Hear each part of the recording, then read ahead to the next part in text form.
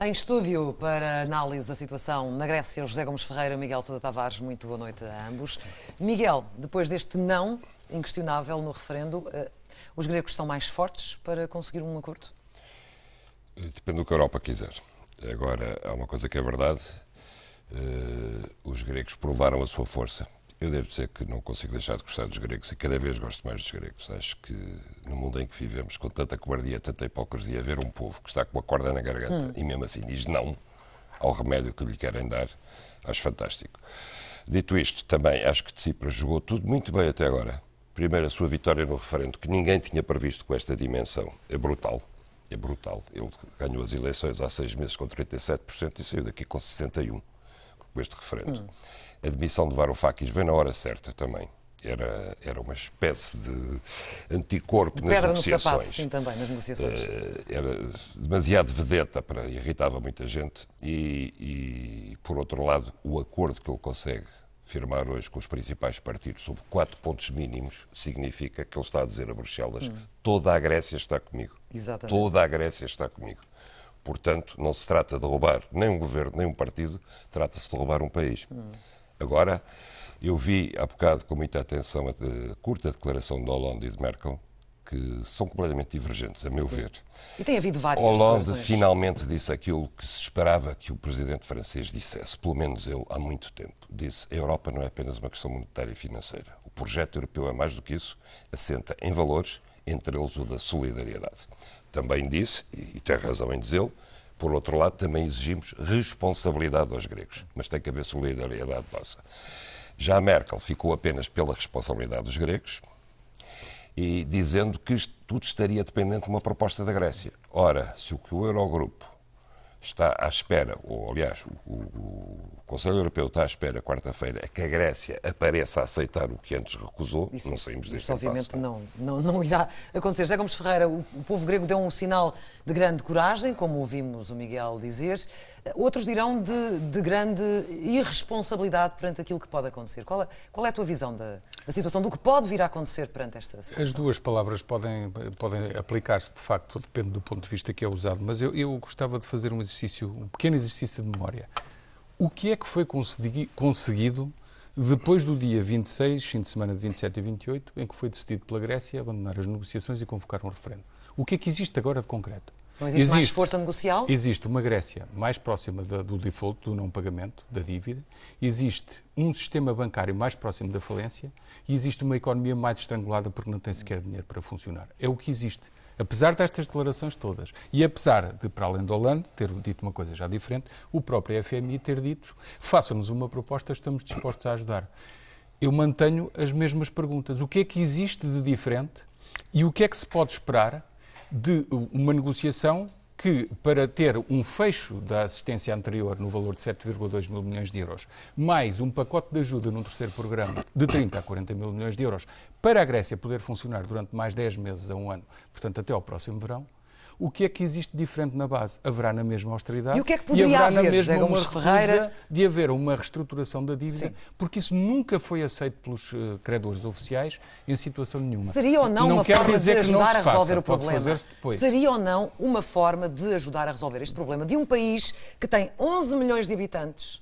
Nós somos cerca de 10 milhões e que tem um pedido de empréstimo muito maior, os resgates em termos de valor é muito superior àquilo que aconteceu connosco. Consegues imaginar aquilo que é exigido neste momento aos gregos, fazendo a comparação com o esforço que Portugal teve de fazer? Não só consigo imaginar, como já o quantificámos aqui. O pagamento de juros neste momento é de 5,5 mil milhões de euros por ano e nós temos 7.500 milhões de euros. Atenção à diferença. E as amortizações, as nossas, não são tão baixas quanto isso. Atenção também... Ou seja, diz, o esforço não é proporcional ao valor dos... Eu não estou a dizer que depois, no médio prazo, não seja, porque depois acaba por chegar a Grécia a uma situação... Tem dívida para 40 anos, garantido. Tem dívida por mais tempo e o valor dos empréstimos é muito maior que o nosso. Portanto, essa responsabilidade e esse peso existe. Atenção, é às condições em que se pode negociar alguma coisa agora, com uma particularidade. É que, neste momento, o que aconteceu hoje é muito, muito importante, apesar de aparecer em alinhamento de notícias, aparecer de segunda linha, porque as questões políticas, obviamente, são mais relevantes. Sim. É a questão do financiamento de emergência se ter mantido nos 89 mil milhões, com um pormenorzinho que faz toda a diferença. O BCE vai exigir mais colateral. É um drama. vão exigir mais valores entregues para poder os bancos gregos receber o dinheiro. Ou seja, o BCE também nesta questão não vai facilitar. Do ponto de vista da análise que tem sido feita por muita gente, isto pode ser o continuar o garrote. Pode ser. Aliás, eu acho que tem que haver uma razoabilidade. Fez as filas nos bancos para tentar levar as pessoas a votar no sim. Deixa-me só discordar de uma coisa do José Gomes Ferreira, que é rápido. Ele pergunta o que é que os gregos ganharam nos últimos 10 dias desde que foi convocado o referendo, que estão piores em tudo. Eu pergunto, o que é que ganharam nos últimos 10 anos com as medidas da Troika? Estão piores em tudo. Tudo o que o José Gomes Ferreira disse, tudo o que tu disseste que aconteceu nos 10 dias, aconteceu de facto nos últimos 10 anos. A banca está à beira da falência, o PIB recuou 26%, o desemprego aumentou, o déficit público mantém-se em 3,5%, nada melhorou na Grécia. Foi isso que os gregos recusaram, foi antes de 2010 foi a razão para isso tudo. 2010 para cá foi a tentativa de resolver. Uma receita de morte, mas como dizia o Miguel, uma opção pelo menos de ficar de pé, estavam a chegar a resultados concretos. São visões divergentes. Miguel, e destas declarações o que é que destacarias? Eu destaco uma parte das declarações do Paulo Portas, que não foi passada aqui, mas que é extremamente importante e reveladora, quando ele diz não iríamos mudar de política agora só por uma questão de ideologia. Ideologia, uma questão ideológica. Ou seja, Portas reconhece que o que está em jogo é uma questão ideológica. Mas é uma questão ideológica?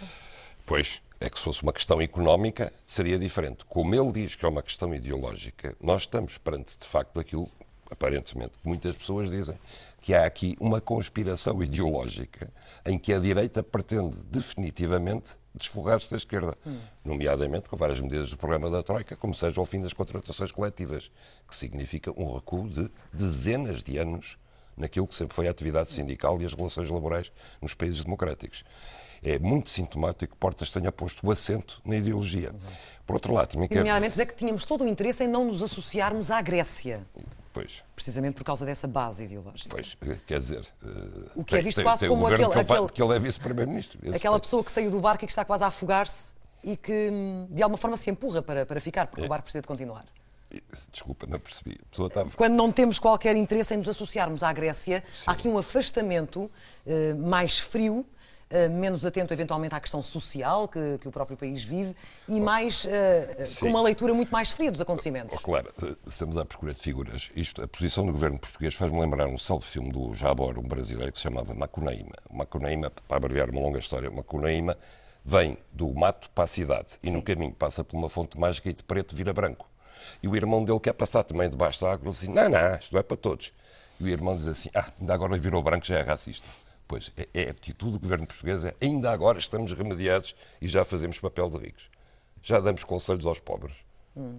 É isto. José Gomes Ferreira, o que é que destacarias destas reações, seja de Portas, seja de Passos Coelho ou dos restantes? Eu até percebo o fundamento técnico de se dizer é melhor não fazermos aqui comparações com a Grécia. Na minha opinião, é sabido, eu defendo que um excesso de endividamento tem que haver juízo, sobriedade financeira e trabalhar para pagar as dívidas. Defendemos todos. Agora, sinceramente, não gostei muito de ver esta guerrilha política entre partidos portugueses e entre dirigentes partidários a propósito da Grécia. Não gostei muito. E não concordo com o Primeiro-Ministro quando diz que esta situação da Grécia não põe em causa a integridade do euro, no sentido de dizer que acha que existem todos os mecanismos suficientes no euro para proteger o conjunto dos 18 à saída do 19º membro.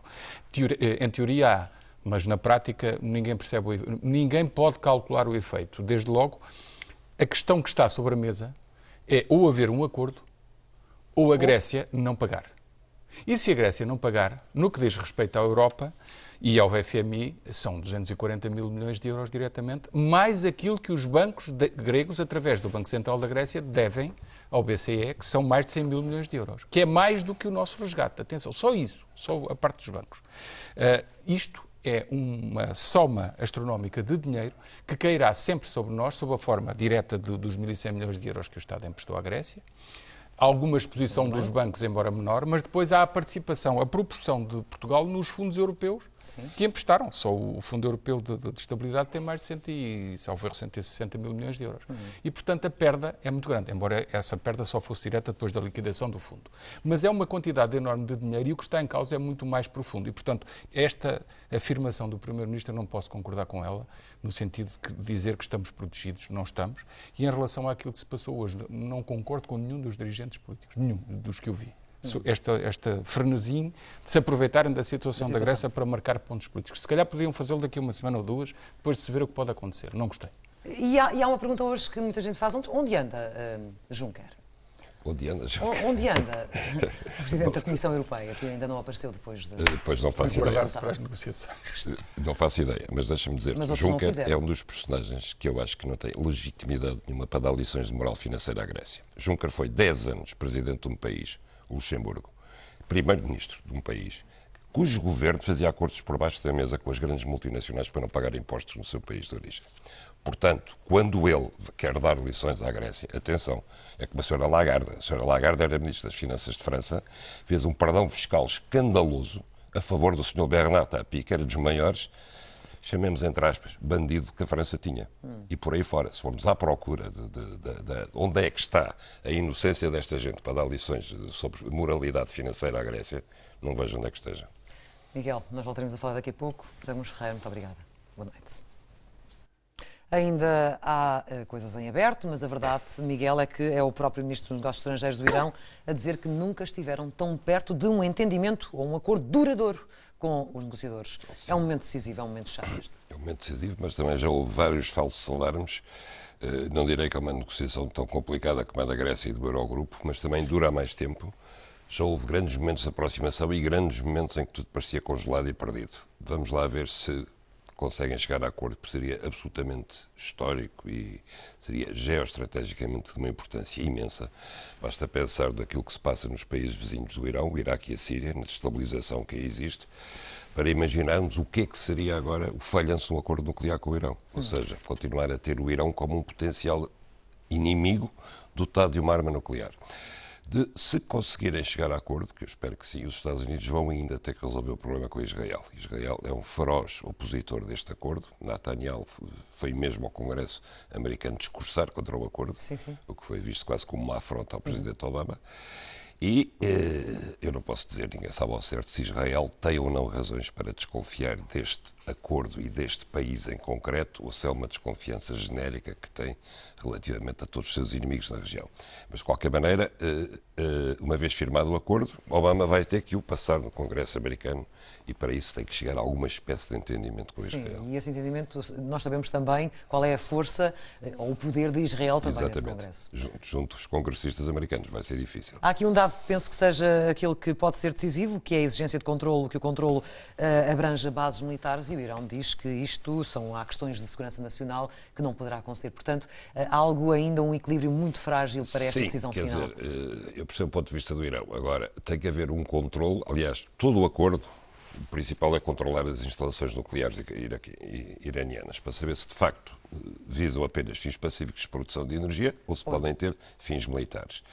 Agora, juntar a isso as bases militares que não tenham dispositivos nucleares, de facto, parece-me um bocadinho forte para ser engolido pelos iranianos, mas vamos ver. A ver, vamos. Miguel, muito obrigado e até à próxima semana. Até à próxima.